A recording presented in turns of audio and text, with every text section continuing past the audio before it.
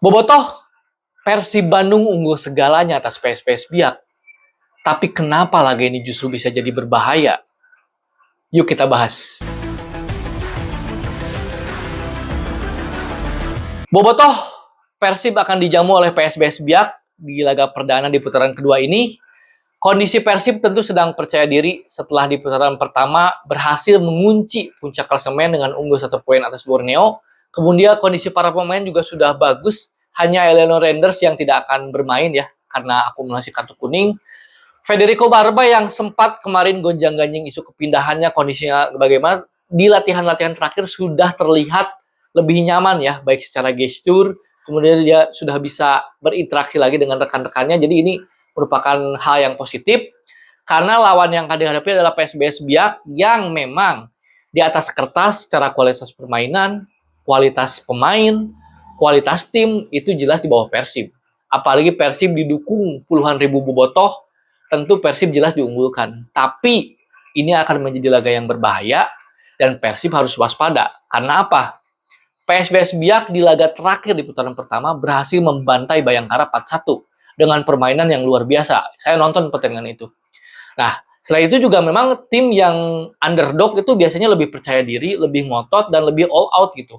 Jadi memang Persib juga kadang-kadang ya, kerap kali kesulitan menghadapi tim-tim yang bermain low block. Tapi sebetulnya Biak ini permainannya base-nya itu possession football ya.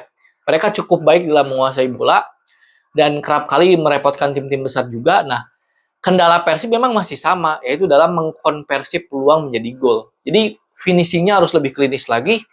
Saya ingat di putaran pertama ketika Persib menang 3-0 lawan Biak, Persib menciptakan 29 shot, tapi yang gol itu hanya 3 gitu. Itu jadi catatan. Memang tentu kita harus percaya pada Coach Bojan Hodak, kita percaya pada pemain, tapi mungkin dari sisi kita bobotoh, pendukung pasti ada sisi kritisnya dong gitu. Tidak mungkin kan segala sesuatu kita harus memberitakan hal-hal yang selalu positif. Ya memang yang perlu dikritisi ya lini depan gitu loh. Bukan artinya William Barros, Andre Jung, dan Ramon itu jelek. Tapi memang dari konversi gol ini masih belum lah. Meskipun tidak buruk, Barros 7 gol misalkan. Andre Jung 4 gol, Ramon 3 gol, sudah cukup bagus. Tapi mungkin bisa ditingkatkan lagi. Karena apa teman-teman? Bisa jadi perebutan gelar ini sampai akhir musim, dan bukan tidak mungkin ditentukan lewat selisih gol. Jadi artinya ketika Persib banyak membuang-buang peluang dan gagal mengkonversi jadi gol, itu sangat disayangkan karena tim-tim kontender lainnya seperti Malut, Persija, Borneo lebih banyak mencetak gol. Persib baru mencetak 27 gol, sementara Persija sudah di atas 30, Malut sudah di atas 30, meskipun Persib kebobolannya baru 11 gol gitu, termasuk yang terbaik, tapi memang kita pasti khawatir lah dengan kondisi ini.